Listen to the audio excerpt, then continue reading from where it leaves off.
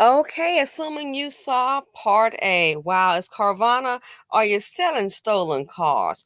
What's up with a 150-point inspection? How do you not run the VIN? That's what I don't understand. How do you not run the VIN before you even buy it?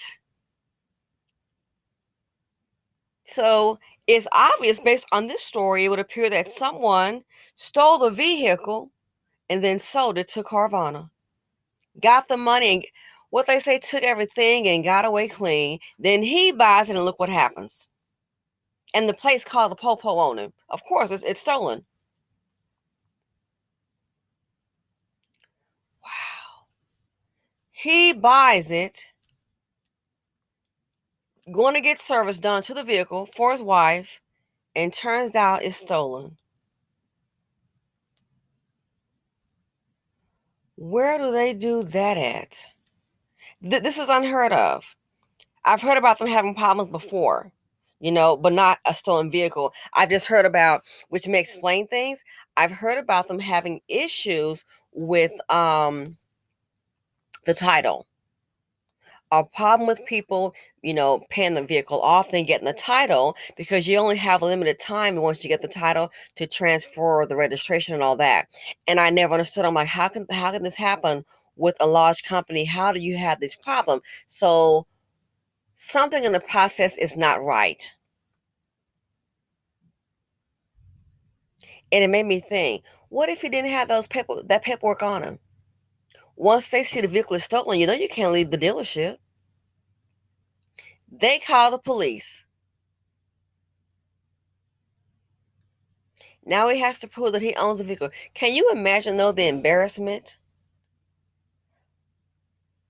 You're in that dealership, and here come the police, and of course, a black person questioning you, people looking. I don't care. Imagine the embarrassment. Then I thought, well, how did he get home? Did the police give him a ride in the police car? Did he call Uber or Lyft, call your spouse? I thought about it. I wonder, how did he get home? Why didn't anyone seriously check the VIN? If I were him, I would have checked the VIN, especially that it's not brand new. You're not buying it from a dealership. Check that VIN. I bought a pre-owned vehicle before. I just like that vehicle. Best believe I already checked the VIN and did the Carfax before I even picked it up. I checked the VIN and did the Carfax. It's an older vehicle that I wanted, kind of a little tumble. I'm like, oh yeah, I checked it just to make sure.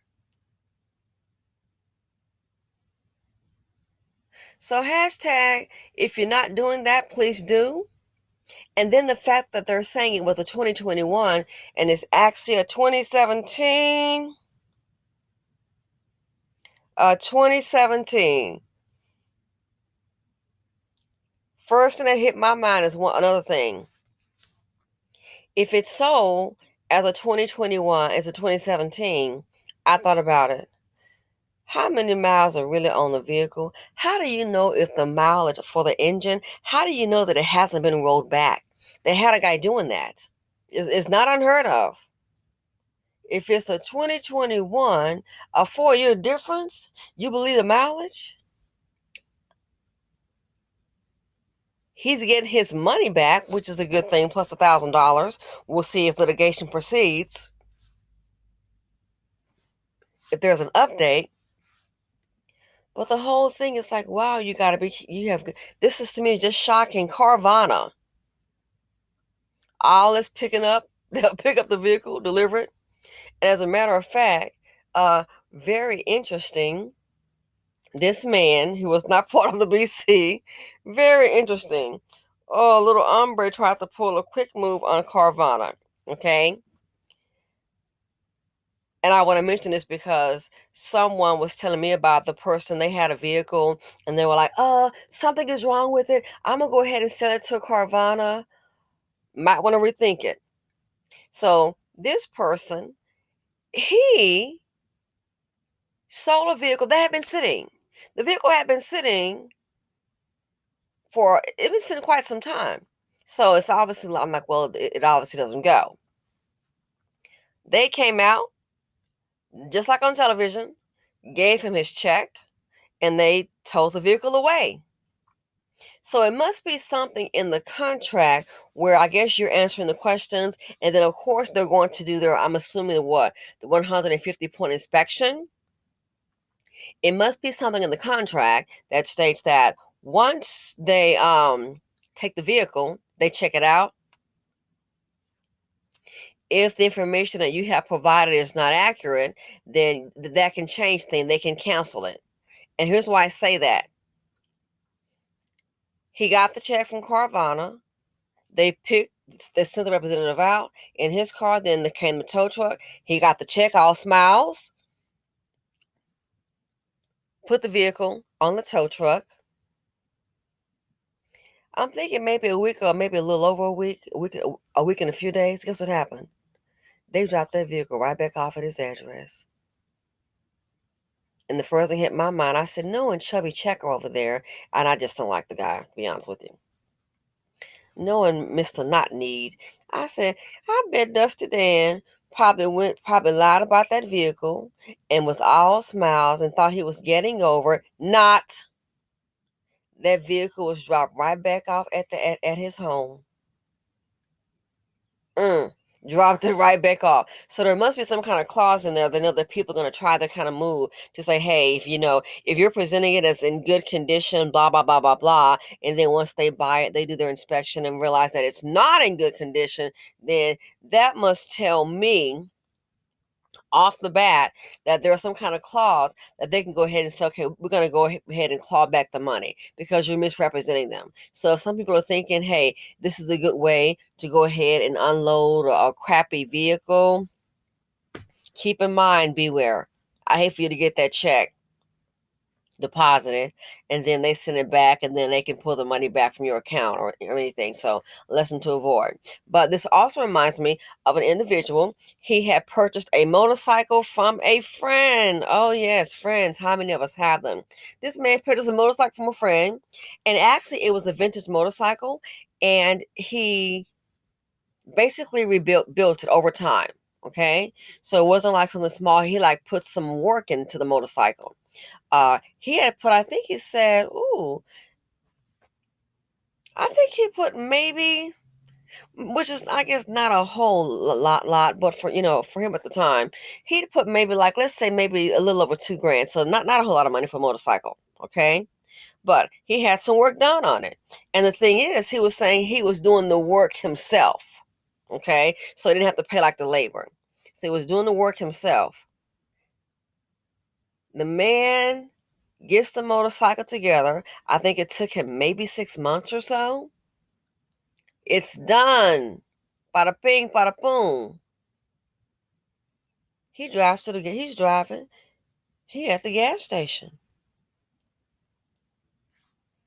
Worst thing done happen. Here come the police. He's like, what, can I help you? The police said the motorcycle is stolen. Can't be.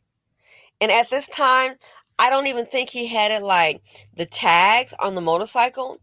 I don't even think he had the tags put in his name. Because again, he was restoring it. You got months to put, getting the parts in and doing the work himself. So he hadn't put it in his name, but he did have the license plate on it and he drove it. So he at the gas station, look up, police look up. They tell him the motorcycle is stolen. He's like, no, it is not. I paid for this motorcycle. As a matter of fact, I bought it from a friend. There must be a mistake. They check and they double check and they tell him it's stolen. And they did seize the bike. And he was like, I bought this from my friend. The police, they had to prove that this bike with this information all is matching. It was reported stolen. The police took the motorcycle right then and there, and they asked about the friend, and they said, hey, you got this right here. Who's the friend? Well, guess what? Just his luck child, a friend had already passed away. So his friend stole him a stolen bike. And so the money he paid the friend for the bike, the money he put into it, all this time had that bike in his garage, parts that he ordered, then doing the work himself, months. That was his project. Look what happened. So sometimes you got to be aware of the company you keep. This right here is business, bad business. That's it. But even with people, if you know people are a little bit shady, you know they're shady. Hmm. And that's your friend? Newsflash, it can easily turn against you. It's okay when they're doing shady things to other people, but then when it comes to you. So that's what happened to him. And I thought he had to have known, how his friend was. He probably thought, hey, he was getting a nice little hookup. Just like when women do pick up these dusties, and it's the same thing over and over again. As long as they're out there robbing everybody else, it's okay. But then next thing you know, when he starts stealing from you and going upside baby mama head, oh, now we have a police matter. Really? You think? So don't be surprised. That's the character. So yeah, buyer beware. But this case right here, I don't understand how this could happen. How did you not check that VIN? And even for him, I will check the VIN again. I bought a used car not because I had to. No, I bought a used car hit because I wanted to. That car, I like that older vehicle, that SUV, and I said, you know what? I'm just gonna buy it. Why? Because I want to. Any problems, I'll fix it up. That's just what I wanted to do. So it wasn't like, well, I couldn't afford. No, you're kidding. I had better at the house. But no, I just say, I've always liked that body style, and I can kind of do my little thing in it, for online stores and art. I said I always liked that, and I bought it. But best believe, I ran that VIN number and did the Carfax on it. So this here, note to self. So anyway, note to self. Let me know what you all think, but you would think a company as big as Carvana, how could this happen? But obviously it did. So anyway, let me know what you all think. If you got a short story, share it in the comment section. Feel free to comment, like, subscribe, and share. Simply Said on YouTube, and I'm out. Thanks for watching.